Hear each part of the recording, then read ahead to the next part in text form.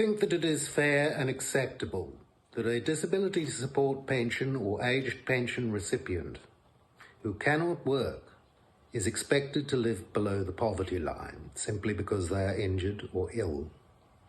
That they should daily choose whether to keep a roof over their head or eat or buy medicine? That proper quality dental work is forever an unobtainable dream? Why are the people who cannot work treated as though they won't work?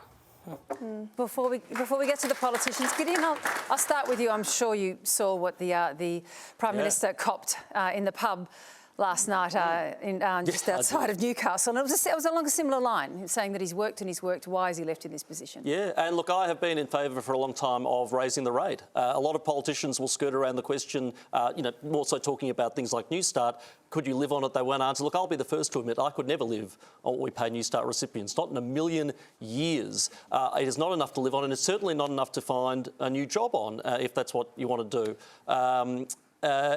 But there is a proviso and there is a caveat, which is we have to find a way to help the long-term unemployed get into the workforce. There are too many barriers and too many obstacles to prevent that from happening. We do not want to just keep raising the rate and raising the rate and raising the weight without giving people the opportunity for rewarding, productive, socially inclusive work.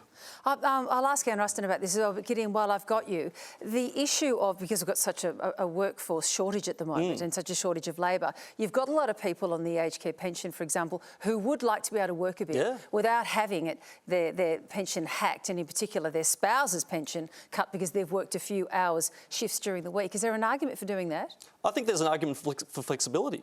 I think there's an argument for allowing, for example, some people on Newstart to work as well while retaining their benefits as well. It's about getting into the workforce, because studies show us that if you've been unemployed for more than a year, you are 25% less likely to find a job. After 2 years, your chances drop dramatically still.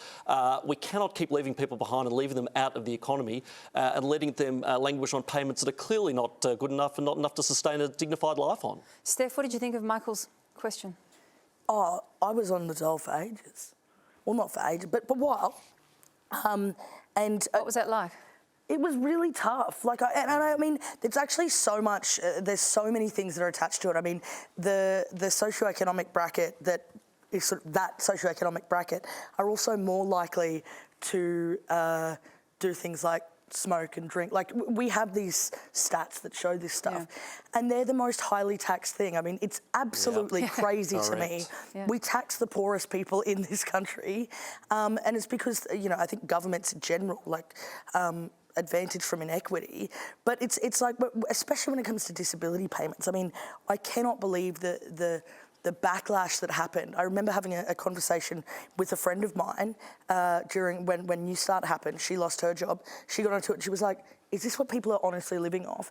And it's like, the message that we've been sold is that people who are on the dole don't want to work. There is no reward for working. It is, you are worse off if you're working a couple of hours a week than you are to just stay on the dole and kind of, figure out your life on that. There's, you know what I mean? It's so hard. That added thing of disability payments, I can't even imagine that with the extra medical and hospital costs. It's astonishing.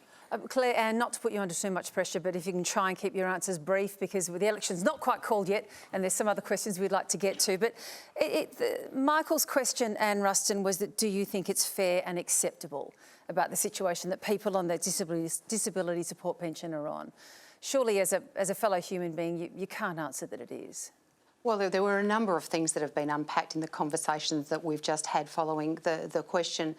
The first thing I would say in relation to the disability support pension, it is paid at a significantly higher rate than what we would refer to as unemployment benefits or job seeker, because it recognises that people who aren't able to work will need a higher amount of money to live on, because we're not expecting them to go out and work. But the other thing I'd say, there are a number of things that have been put in place. I mean, the NDIS, I commend the NDIS. It was game-changing in so many people's lives who have lived with disability. And you've committed to fully fund it? We have committed to fully fund it, and it will be fully funded. But also, just recently in the budget, we reduced the threshold in relation to concession card holders to be able to get access to drugs sooner and to be able to get free medicines sooner by reducing the threshold.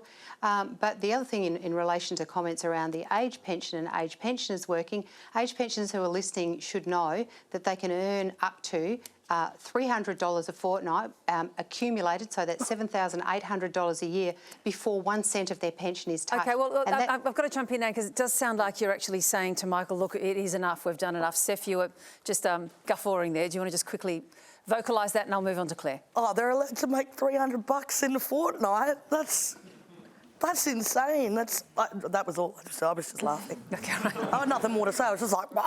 Well, Clare, what would the Labor Party do? Well, I do think it's really tough, and I don't think you can hear a question like that and not feel, the sense of emotion behind that. I think one of the things... It's about what you'd be prepared to fully fund in terms of an increase. So one of the things I'd just say is I think that times like we're in at the moment where the cost of living is increasing make this time particularly hard for people who are on a fixed income. So suddenly the cost of everything's going up, but their fixed income doesn't go up at the same rate. So, I mean, there's a whole lot of things that Labor wants to do to provide cost of living relief to Australians that would affect the gentleman that asked the question. But I just want to go back to the NDIS. I think we were living in a country before where people who had a disability were pretty much excluded from society, no real capacity to work and to train, and that has been changed, and I'm really proud of that reform. I just want to really quickly, very quickly if I can, from both of you, Clare O'Neill and Ruston, I hear constantly on my radio program from family members, parents who are calling in to say, my child with, for example, and it often usually is, autism and associated conditions that go with that, a situation or a condition that's really not going to change much over the years. But there are lots of scaffolding and supports that can be put in place and social connections as well. Being told they've had their amount offered that they had by the NDIS cut in half. Why? Because the NDIA has decided that those supports aren't value for money anymore, which is probably one of the most absurd things you'll ever hear about a condition that's going to be lifelong. Can you make a commitment this evening that we're not going to hear those sorts of reports anymore from parents about a sudden 50% cut in a program? Yeah, so I mean, I think... Very quickly, Clare. Yeah, I think that's been really disturbing, and you would have heard Bill Shorten talking about this a lot. We're really worried about the cuts that the government has made to the NDIS. What's your undertaking? And this is something that we don't want to see more of. I mean, I can't absolutely commit that in the future no one will ever have their program cut, but I can say this has been really disturbing to us because the NDIS is meant to be a needs-based program. What you need is what gets funded. And Ruston, do you have a commitment for us? Well, absolutely. If anybody from the NDIS is telling somebody that they can't have a program because it's not value for money, I'd like to know who they are because I think that's an outrageous statement. All the time. But we are committed to fully funding the NDIS, and we will do so into the future because we believe it is a great program that is able to support so many Australians who've lived with disability. But that is an unacceptable thing for somebody to be told. We are not cutting the NDIS. We will continue to fully fund it, and I would hope that anybody from the NDIS would not be suggesting that somebody's program or package was not being given to them because it wasn't value for money.